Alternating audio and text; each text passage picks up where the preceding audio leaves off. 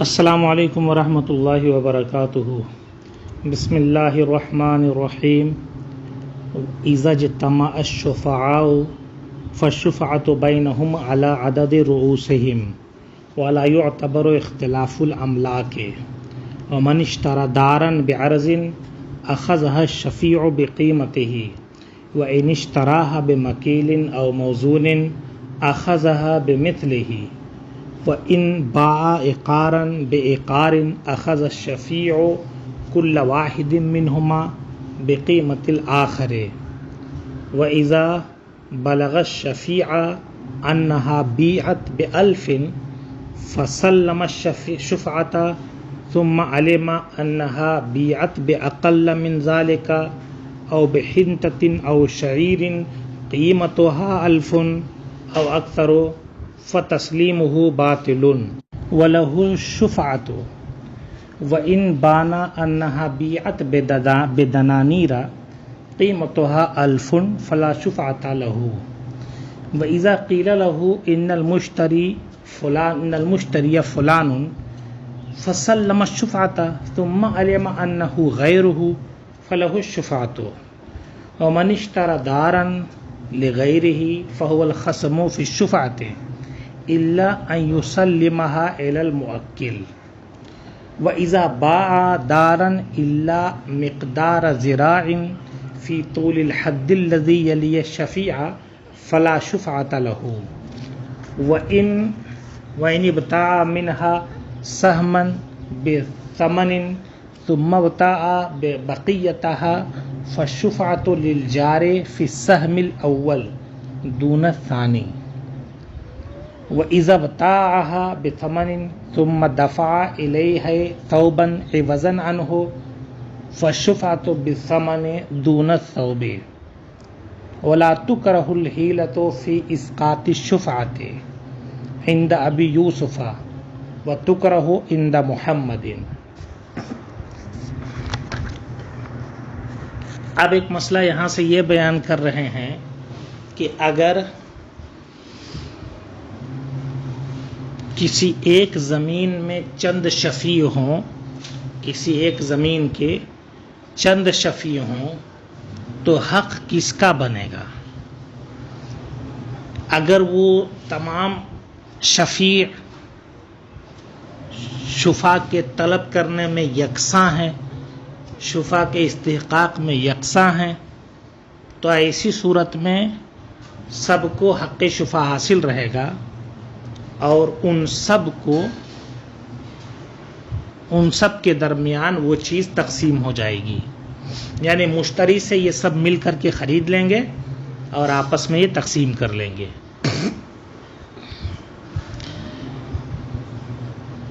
کسی کا حصہ،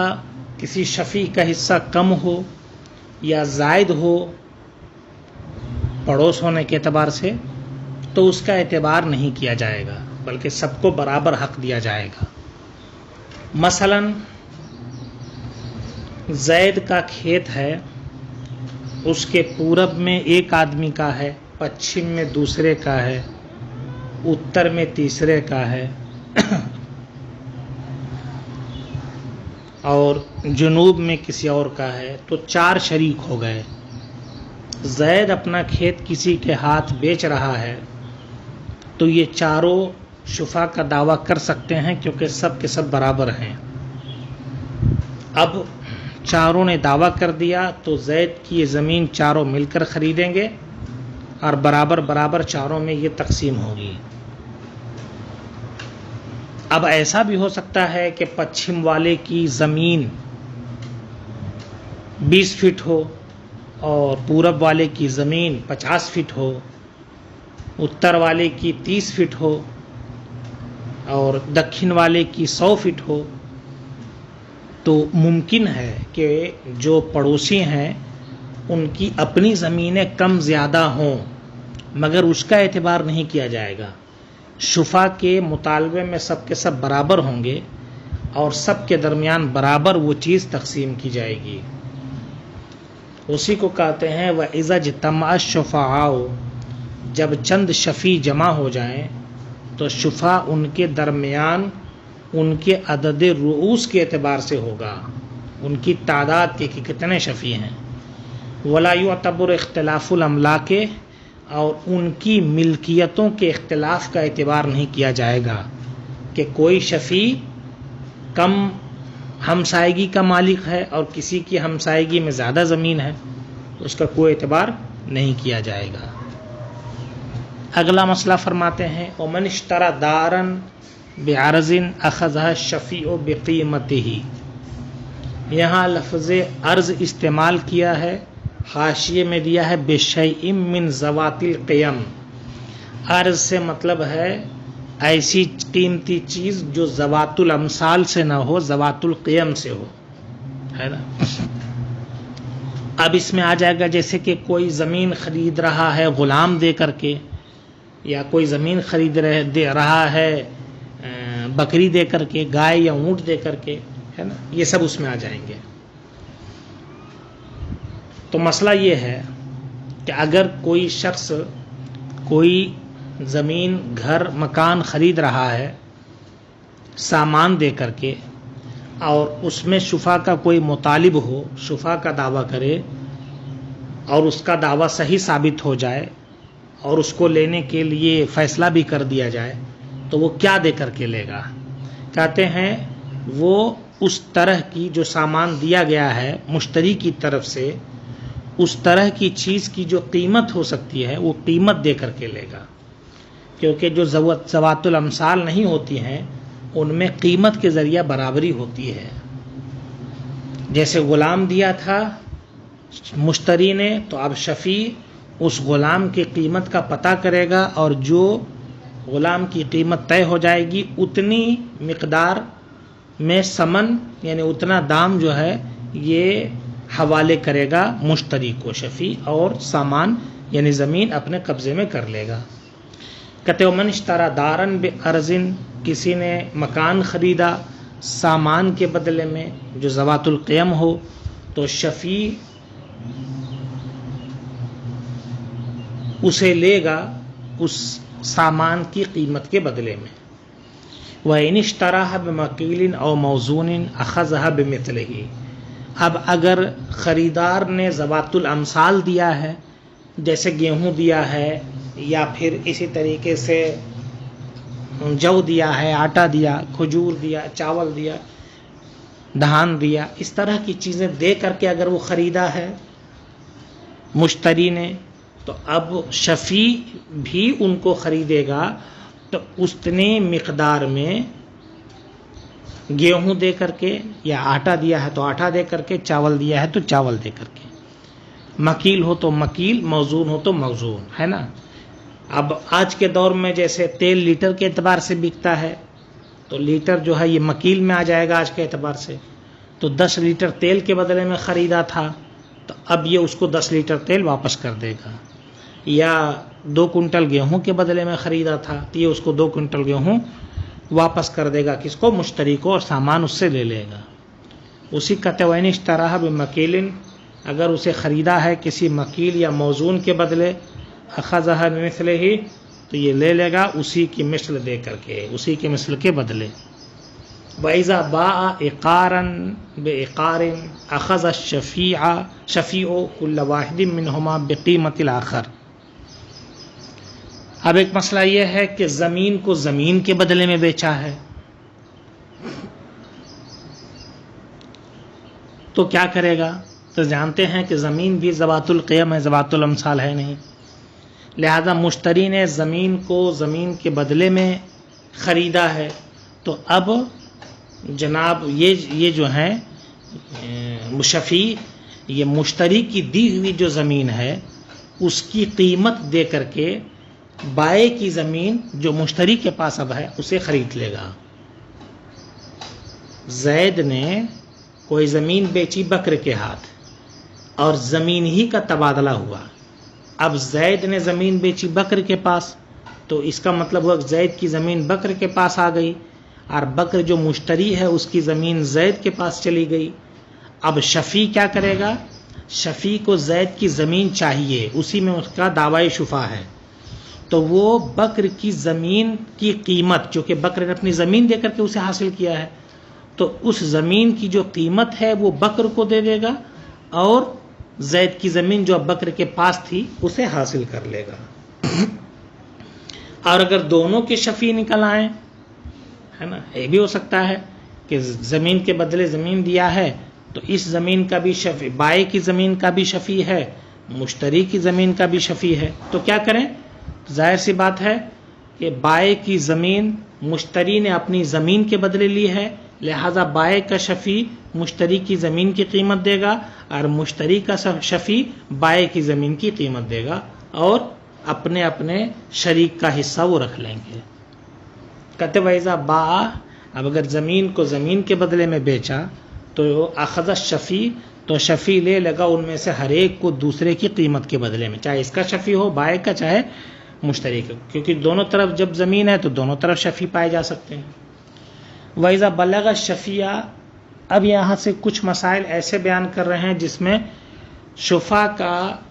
کو چھوڑنے کے بعد، حق شفا چھوڑ دینے کے بعد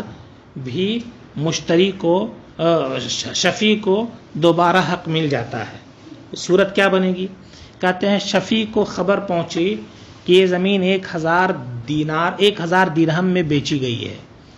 تو اس نے سوچا کہ 1000 درہم میں کہاں سے دے پاؤں گا، لہذا اس نے شفا کا حق چھوڑ دیا۔ پھر اس کو پتا چلا کہ جناب 1000 میں نہیں بکی ہے وہ زمین، 500 روپے میں بکی ہے، تو اب یہ تو 500 روپیہ سن کر کے رغبت کر سکتا ہے کہ اتنا تو میں دے ہی سکتا ہوں، 500 درہم۔ تو اب ایسی صورت میں جب اسے پتا چلے کہ قیمت کم لگی تھی تو شفا کا دعویٰ دوبارہ کر سکتا ہے۔ اسی طریقے سے کسی کو پتا چلا کہ 1000 درہم میں مکان بکا ہے،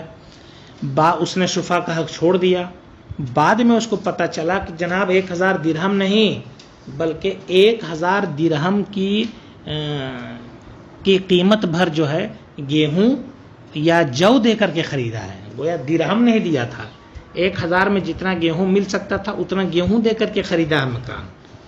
تو اب اس کے اندر رغبت ہو سکتی ہے کہ 1000 درہم تو میں نہیں دے سکتا تھا لیکن گیہوں تو دے ہی سکتا ہوں کیونکہ کسان ہوں، گھر میں گیہوں پڑا ہوا ہے۔ عموماً کسانوں کے یہاں یہ بات ہوتی ہے کہ روپیہ پیسہ دینا ان کو مشکل لگتا ہے، لیکن اگر اناج سے معاملہ ہو تو ان کے لیے آسان ہوتا ہے، اور اسی لیے بہت سارے بیچنے والے گاؤں میں جاتے ہیں تو اناج کے بدلے میں بیچتے ہیں سامان کو۔ تو چونکہ پہلے اس کو لگا کہ یہ میری پہنچ سے باہر ہے، اس لیے اس نے سودے سے انکار کر دیا، بعد میں اس کو محسوس ہوا کہ جناب یہ تو میں دے سکتا ہوں، تو ایسی صورت میں چونکہ چیز بدل گئی ہے لہذا شفا کا حق اس کا ثابت ہو جائے گا، وہ دعویٰ کر سکتا ہے۔ لیکن ایک یہاں صورت اور بھی ہے، وہ یہ ہے کہ اس کو پتہ چلا 1000 درہم میں بے ہوئی ہے تو اس نے شفا کا حق چھوڑ دیا، بعد میں اس کو پتہ چلا کہ 1000 درہم نہیں جناب، 1000 درہم کے بدلے میں جتنے دینار آ سکتے ہوں، مثال کے طور پر 500 دینار، 200 دینار، ہے نا، اس کے بدلے میں بے ہوئی ہے، تو اگرچہ یہاں تبدیلی ہوئی ہے لیکن اس کو شفا کا حق یہاں نہیں ملے گا چھوڑ دینے کے بعد۔ کیوں؟ اس لیے کہ درہم اور دینار دونوں ثمن کے جنس سے ہیں، ایک دوسرے کے نائب ہو سکتے ہیں، تو 1000 درہم ہو یا اس کے برابر دینار ہو، ہے نا، دونوں کا حکم یکساں ہوگا، اس نے اپنا حق چھوڑ دیا، لوٹ کر کے دوبارہ دعویٰ نہیں کر سکتا۔ انہی مسائل کو بیان کر رہے ہیں کہ وَإِذَا بَلَغَ الشَّفِيعَ، جب شفیع کو خبر پہنچی کہ یہ زمین بکی ہے 1000 درہم میں، فَسَلَّمَ الشُّفَاةَ، اس نے شفا چھوڑ دیا، پھر اسے پتا چلا کہ وہ بیچی گئی ہے اس سے کم میں، 1000 سے کم میں، یا بیچی گئی ہے گیہوں یا جو کے بدلے کہ جس کی قیمت 1000 ہے نا، یا اس سے زائد ہو مگر گیہوں یا جو ہی دی گئی ہے، قیمت میں دیا گیا ہے، فَتَسْلِيمُهُ بَاطِلٌ، تو اب اس کا شفا چھوڑنا یہ باطل ہو گیا، وَلَهُ الشُّفَاةُ، اور اسے شفا کا حق دوبارہ مل گیا، وہ دوبارہ شفا کا دعویٰ کر سکتا ہے۔ وَإِن بَانَ، اور اگر یہ اسے بعد میں پتہ چلا، ظاہر ہوا کہ أَنَّهَا بِيعَتْ بِدَنَانِيرَ، کہ وہ زمین بکی ہے دیناروں کے بدلے میں، جن دیناروں کی قیمت 1000 درہم ہے، تو اب فَلَا شُفَاةَ لَهُ، اب یہاں اس کو شفا کا حق حاصل نہیں ہوگا، کیونکہ یہ اس کی طرف سے سپرد کرنا ہے ثمن کو جانتے ہوئے، لہذا درہم ہو یا دینار ہو دونوں کا حکم یکساں ہوگا۔ وَإِذَا قِيلَ لَهُ إِنَّ الْمُشْتَرِي فُلَانٌ، اب ایک اور صورت ہے کہ شفا کا حق چھوڑ دینے کے بعد دوبارہ مل جاتا ہے، وہ یہ ہے کہ فلاں سے کہا گیا کہ تمہارے شریک نے زمین بیچ دی ہے اور خریدار فلاں شخص ہے نا،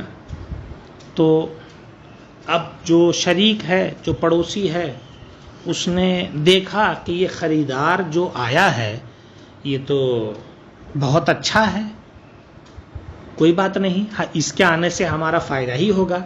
تو اس نے شفا کا دعویٰ چھوڑ دیا کہ چلو کوئی بات نہیں، اسے بس جانے دو ہمارے بغل میں پڑوس میں، ٹھیک ہے۔ پھر اسے پتہ چلا کرے نہیں جناب وہ نہیں ہے، دوسرا آدمی ہے، جو زمین کا خریدار ہے وہ دوسرا آدمی ہے۔ اس نے دیکھا کہ یہ دوسرا آدمی تو ضرر رساں ہے، اس کے آنے سے تو مجھ کو نقصان ہو جائے گا، تو اب بہرحال یہ چاہے گا کہ شفا کا دعویٰ کرے اور خرید لے اس کو، لہٰذا اب پہلا چھوڑنا پڑوس کی بہتری کی وجہ سے تھا، تو اب جب پڑوس کی بہتری ختم ہو گئی، پتہ چلا، تو ایسی صورت میں اب اس کو شفا کا حق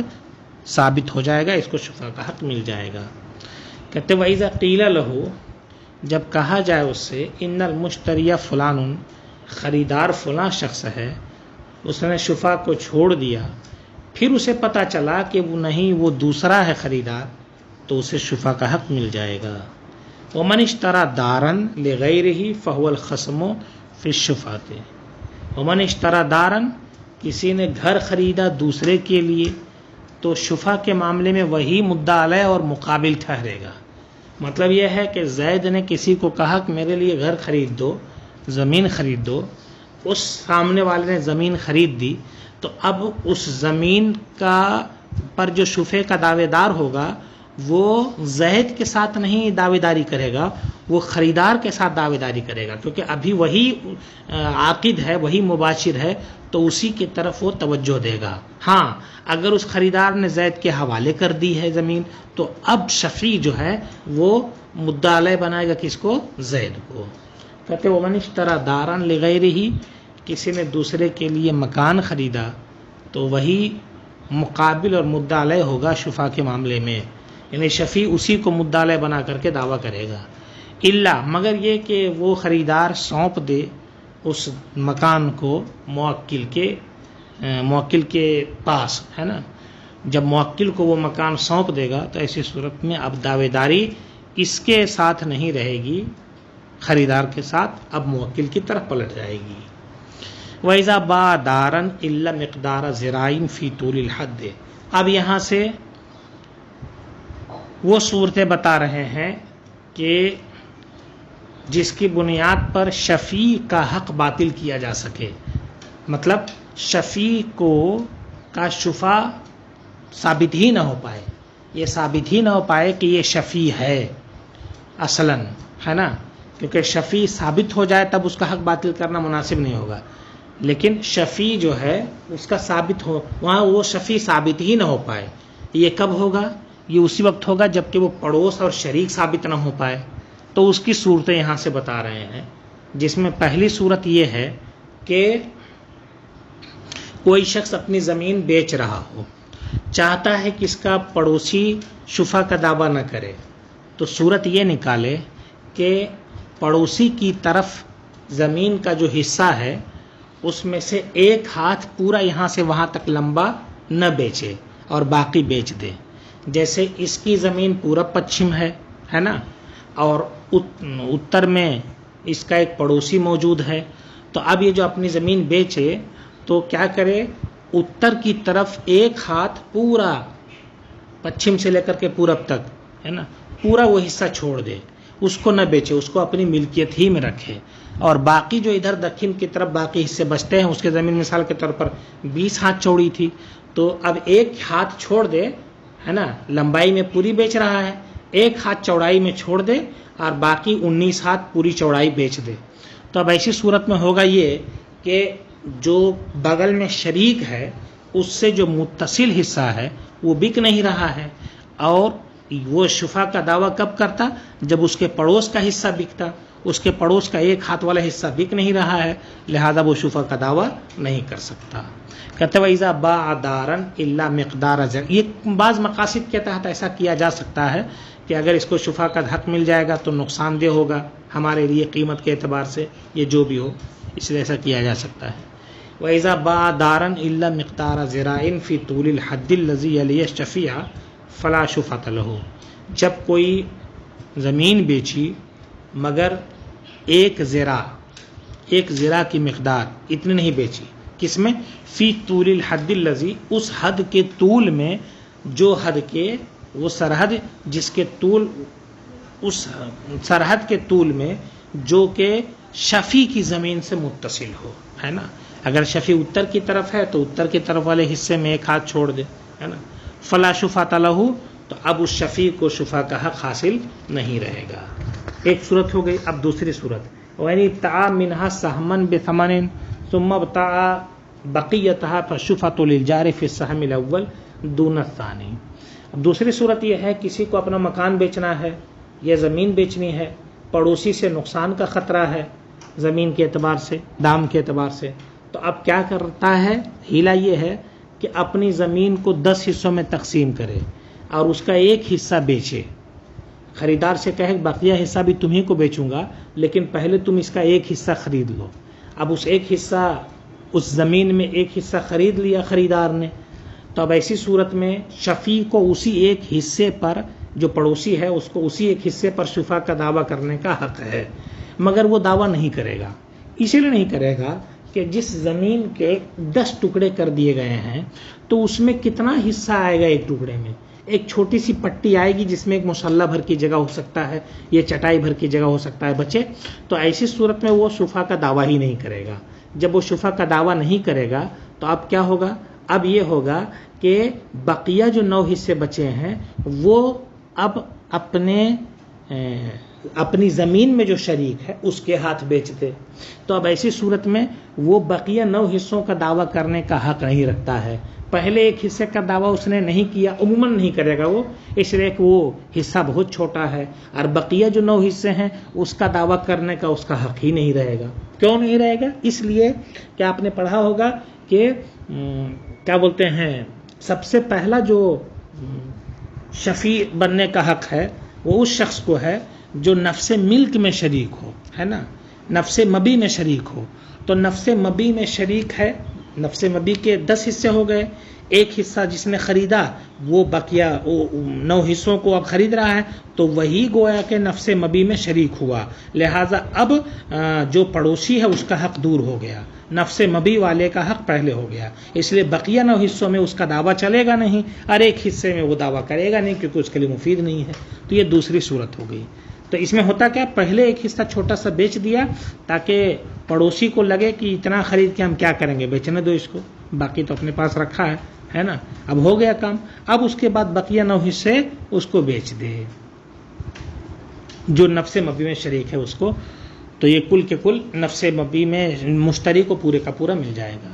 کہتے ہیں وَمَنِ ابْتَاعَ مِنْهَا سَهْمًا بِثَمَنٍ، اگر کوئی اس زمین کا ایک حصہ بیچ دے پھر بقیہ بیچ دے تو شفعہ پڑوسی کو پہلے حصے میں ملے گا، نہ کہ بقیہ حصوں میں۔ دون الثانی سے مراد بقیہ حصے، ہے نا، کیونکہ پہلے حصے میں وہ پڑوس ہونے کے اعتبار سے شریک تھا، اور بعد والے حصوں میں تو اب وہ شریک مانا ہی نہیں جائے گا کیونکہ یہاں نفس مبی میں شریک موجود ہے، لہذا وہی زیادہ اولا ہوگا، ہے نا۔ دیکھو لکھا ہے لأن المشتری صار شریکا فی السہم الثانی فکان اولا من الجار، حاشیہ نمبر 2 میں۔ ایک تیسری صورت بتا رہے ہیں کہ آپ کو شفا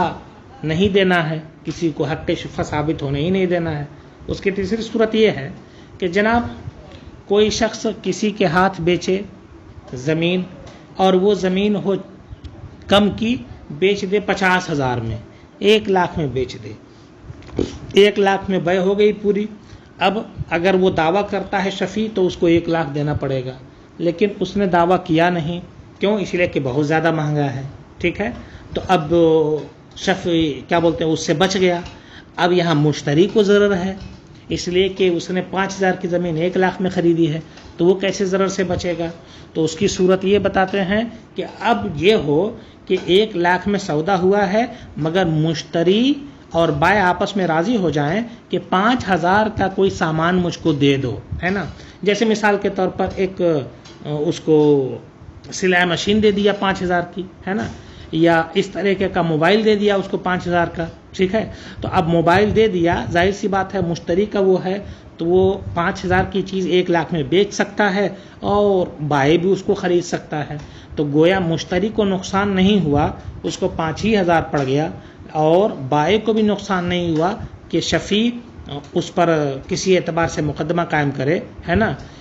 اس لیے کہ شفیع آتا تو ہو سکتا ہے اس کو 80,000 میں لینے کی کوشش، اس کو 2,000 میں لینے کی کوشش کرتا، 1,000 میں لینے کی کوشش کرتا، تو اس لیے اس نے اس کا حق ہی ختم کر دیا اور حق ختم کرنے کی بہتر صورت نکالی. یا اور کوئی وجہ ہو سکتی ہے جس کی بنیاد پر اس کو شفیع بننے سے روکنا چاہتا ہے، تو اس کی ایک صورت نکلتی ہے کہ 1 لاکھ میں زمین بیچ دے.